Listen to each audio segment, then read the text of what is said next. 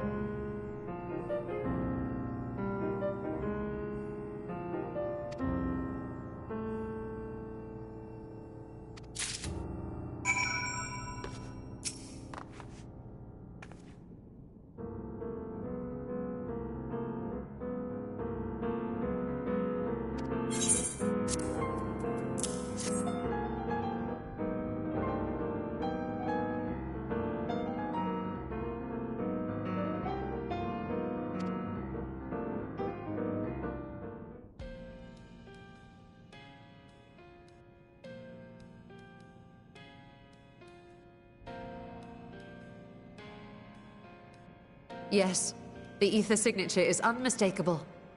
I've felt the traces of House Damia's resonance many times at the Great Work. Time to see what all the fuss was about.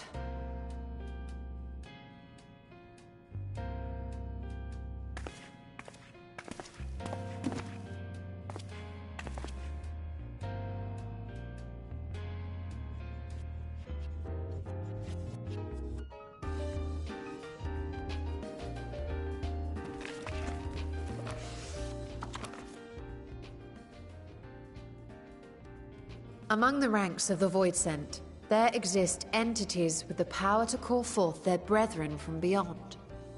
The species known as Atomos, however, is uniquely prodigious in this regard.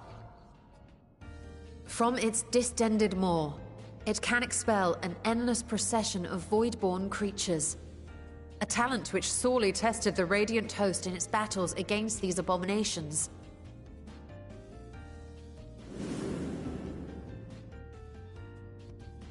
Surmising that the entity itself was acting as a void gate, we endeavored to capture a small specimen and subsequently examine its physiological structure. Our findings reveal that the Atomos had absorbed a planar fissure into its own flesh, which it could expand at will into a functioning gate.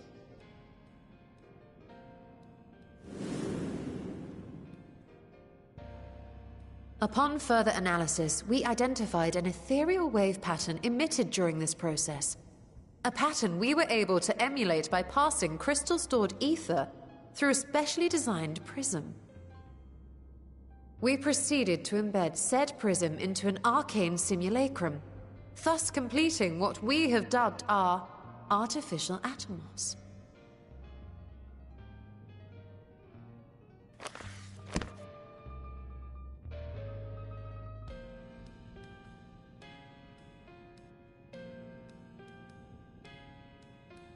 How could I have been so blind to the possibilities? This species, not to mention its ability to summon Voidsent, has been discussed among academics for years now. Just before the advent of the 7th Umbral Calamity, we received reports of Atomos sightings from every corner of Eorzea. Surely you've at least heard the tales.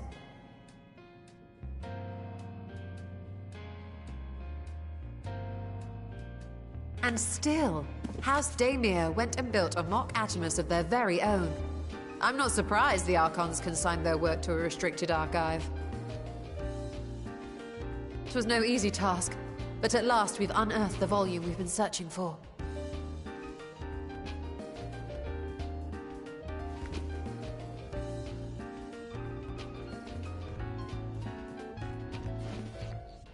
I'd be lying if I said I wasn't tempted to stay longer. See what other forbidden titles might be lurking on these shelves? Ah, but that would be abusing the very special privilege we've been granted now, wouldn't it? Better not.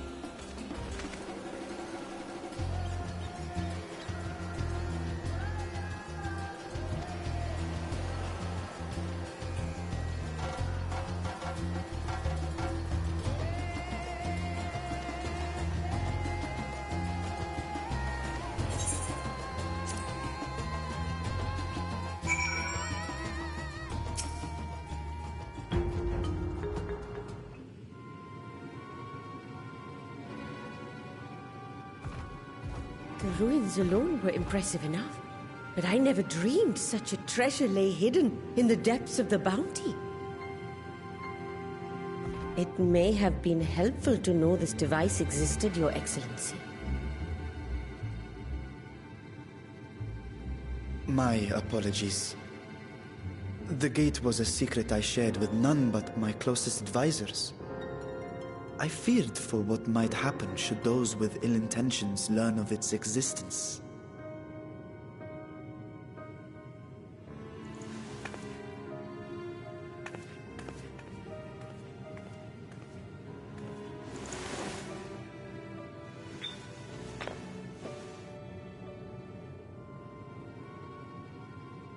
What is it you're doing now? There's something I wish to verify. The NOAA reports claim that a short stint into the void carries little risk of etheric imbalance. Should one suffer an injury, however, or if one's expedition drags on longer than intended, that risk becomes significantly greater. Graha theorized that a warding scale would confer protection from the void's corrupting influence. But I would prefer to test that hypothesis before we set foot in the 13th ourselves. So, this is an experiment of sorts? Yes, an experiment. Tell me, how would you go about testing the efficacy of the warding scale?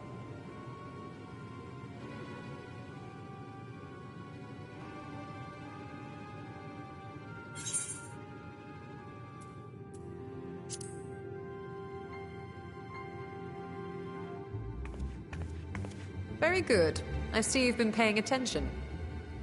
As Vritra sent his simulacrum, so too shall we rely on a familiar to bear the brunt of any unpleasant consequences.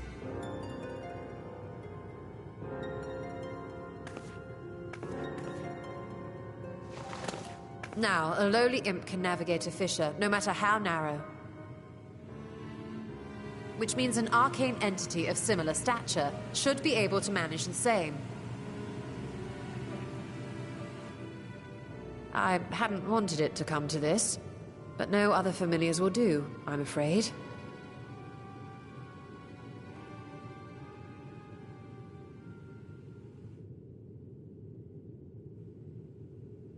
I mislike the sound of that. What manner of fiend does she mean to summon?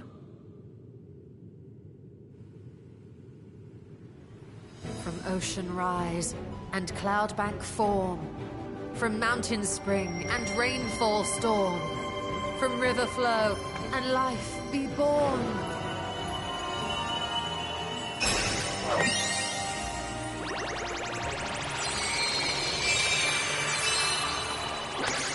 Water, water, froth and fire!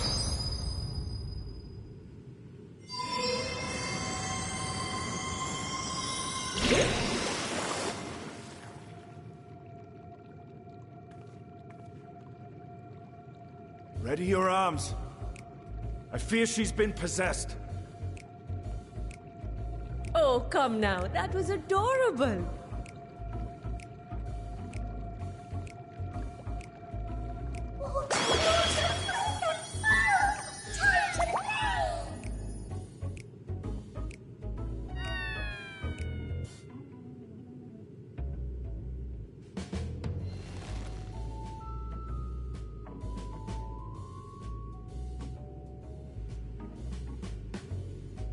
Though not my first choice.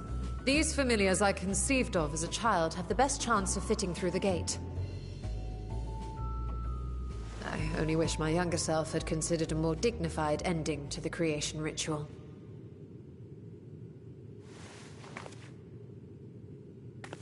In any case, these two should serve us well. This one will bear a warding scale.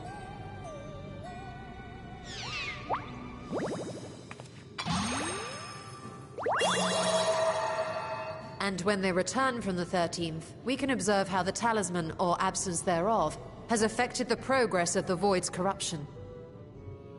If I could impose upon you to open the gate. Your Excellency? Ah, yes, of course. We should also be wary of void scent slipping through while we conduct our experiment. Estinian, you are to keep Nidana safe from harm. As you say. You had best be on your guard as well.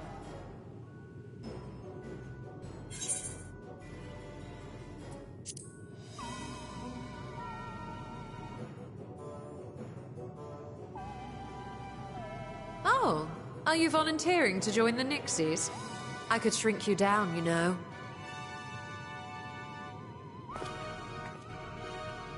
Let us begin, shall we?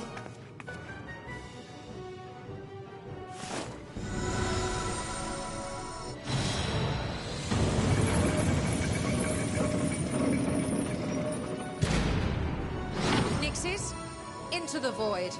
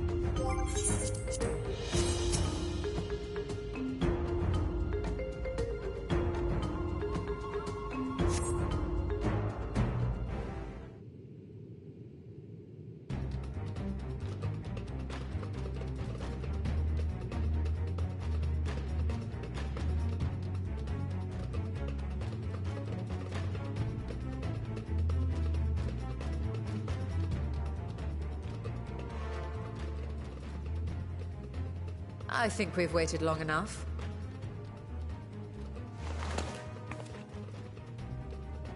Nixies, return to my side.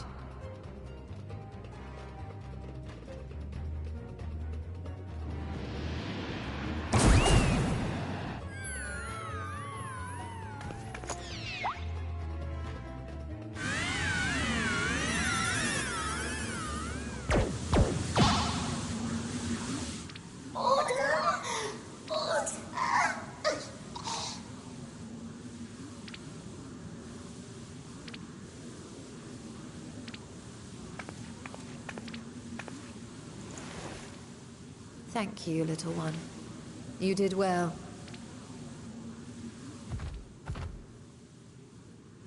Oh, the poor thing. Its essence has been irrevocably warped.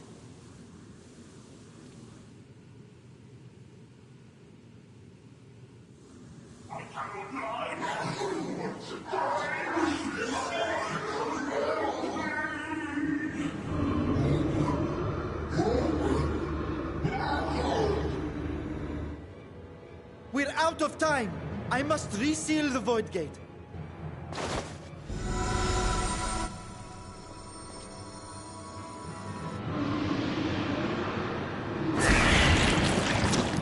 They're coming through!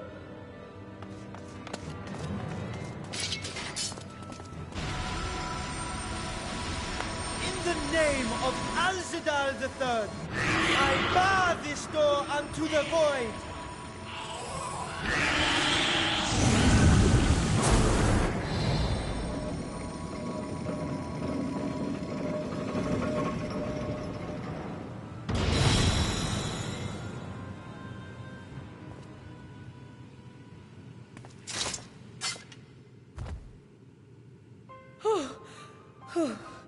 Well, that was a sharp lesson in the dangers of void gates.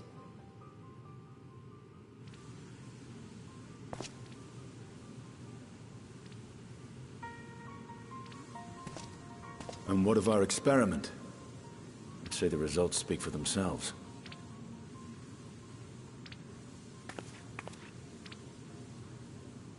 The unprotected Nixie has suffered extensive etheric corruption. As Nidana observed, it's well on its way to becoming a void scent. The one merged with the talisman, however, appears unaffected. I sense no changes to its equilibrium. Rest now, little ones.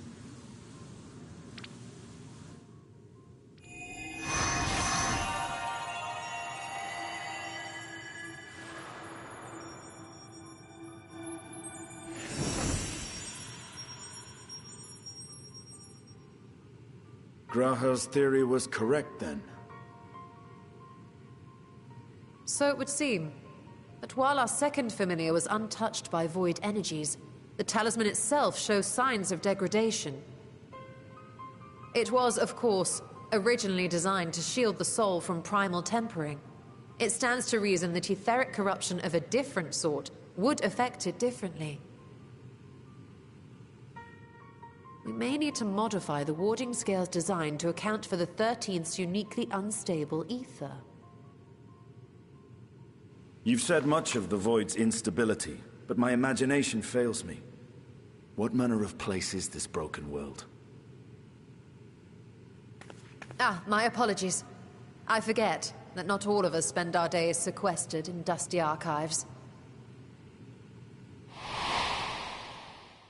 The 13th is a reflection of the source that was drowned in a flood of darkness. In Emmett Selk's own words, this tragedy was a result of the Ascians' attempts to force a rejoining. They erred in their haste, and made of that world a useless void.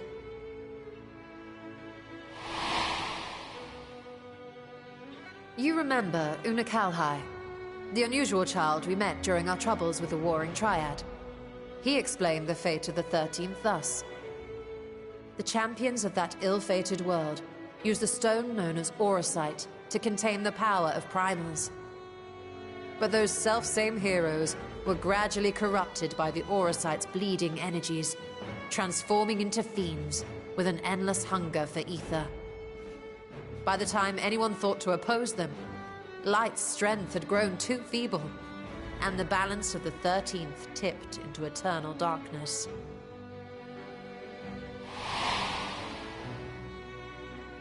It was Elidibus, as I recall, who rescued Unakalhai's spirit from his final battlefield.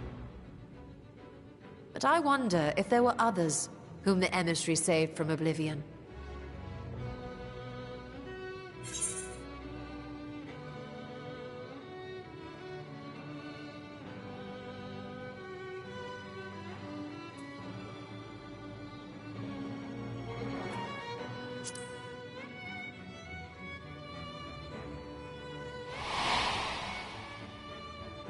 The server, Ciela, wasn't it? And you say she was another of Elidibus's pawns?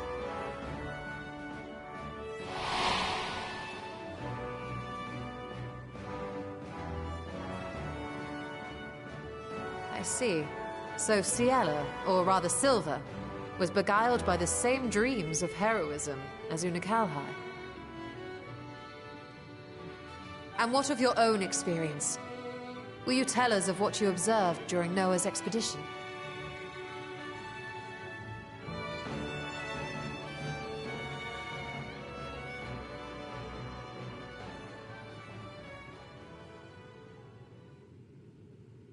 I can picture it now. The sunless, Stygian expanse, infested with legions of ether-starved monstrosities. A void in every sense of the word. What you have described in such lurid detail is exactly why I hesitate to encourage you.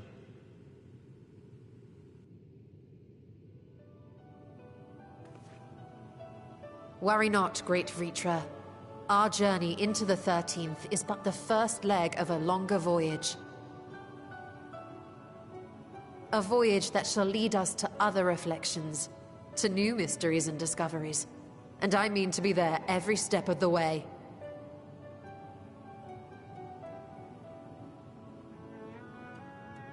But first, I must focus on refining the warding talisman. Then I can begin work on constructing an artificial Atomos.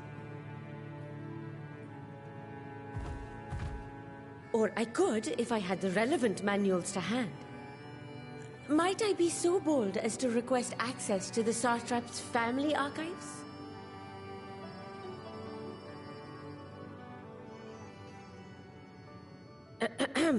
Your Excellency?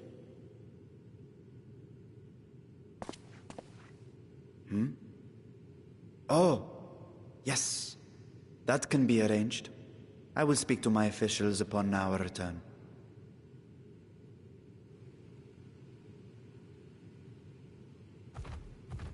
We will see you back in the city then.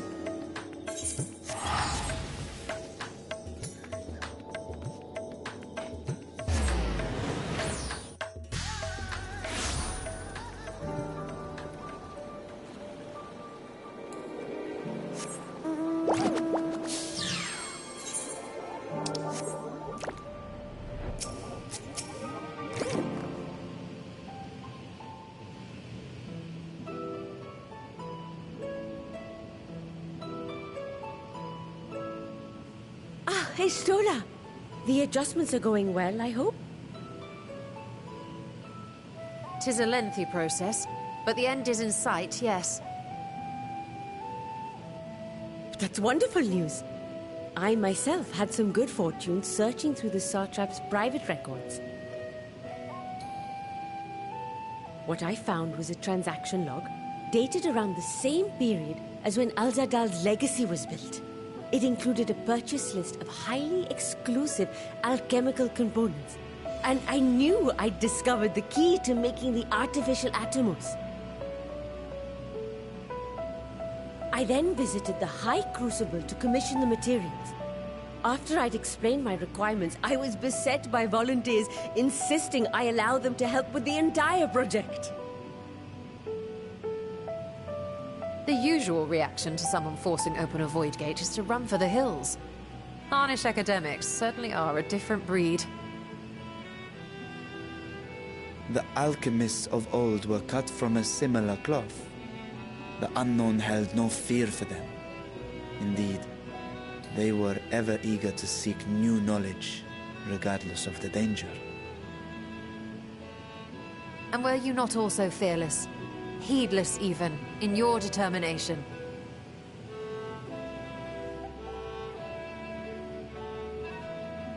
My sire entered his dormancy before I was hatched. And so it was Ashdaya who kept my eggs safe and warm. It created a bond between us. Even long after I learned to fend for myself, I rarely strayed from her side.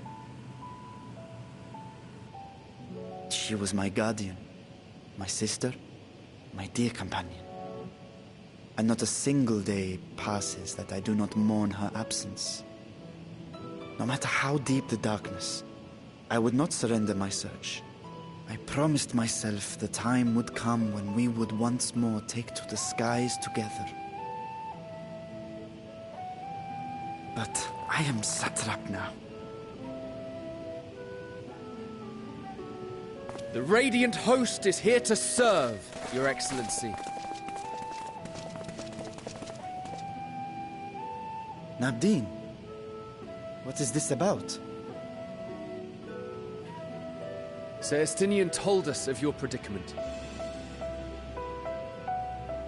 For centuries you have protected Rads at Han, never showing your true self, hiding behind a curtain and living only in service to the people.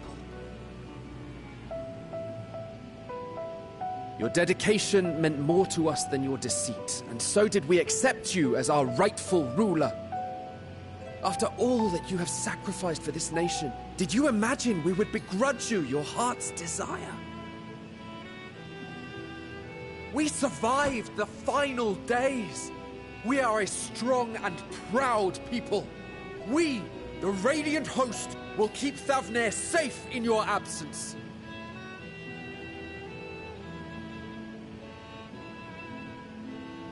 I am grateful for your loyalty and for your encouragement. And yet... Now you listen to me, Varshan!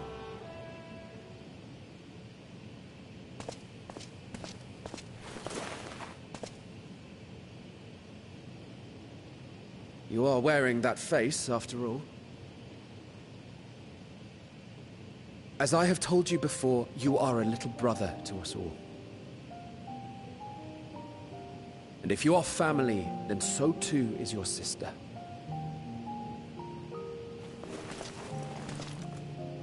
We are there for you if you need us. But do not ask us to sit by and watch while you abandon a sibling you have ached to rescue for millennia.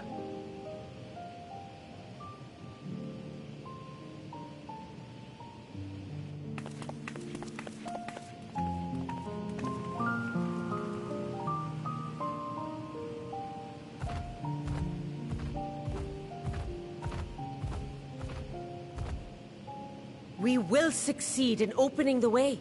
It is only a matter of time.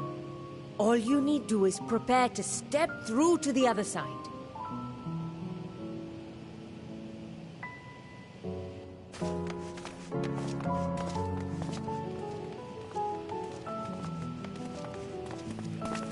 Your Excellency, I wanted to thank you for building the orphanage. It means so much that my sister and I will have a place to be together, safe and happy. And I hope that you and your sister can be together again, too.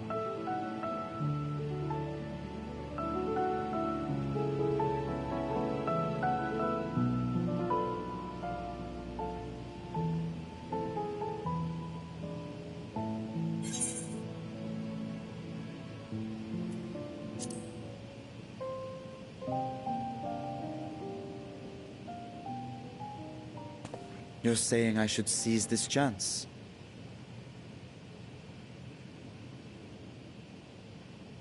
Take heart and protect them well. Such were the words I once said to you, and here I stand failing to live up to them. If my heart is torn, I am fit to protect neither Ajdaya nor Radzat-Han.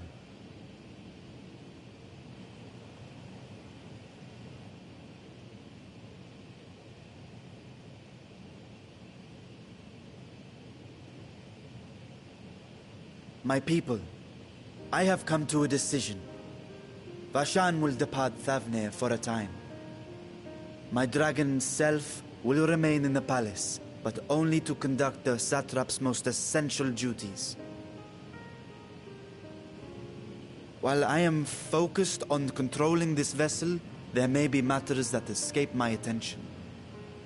I rely on you, my trusted friends, to watch over one another until I return.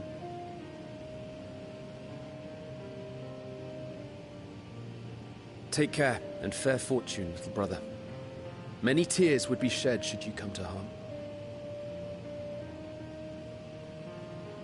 I would not dare make you cry.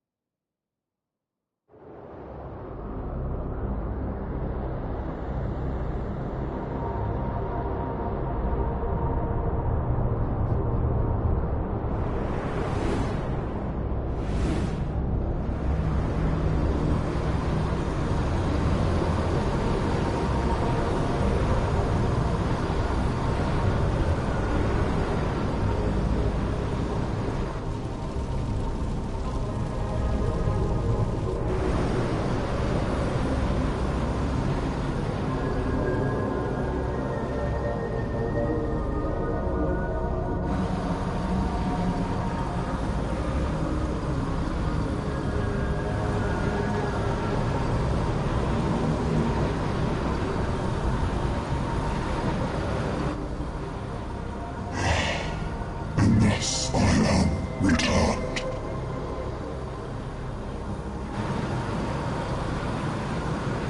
To this world, bereft of saviors,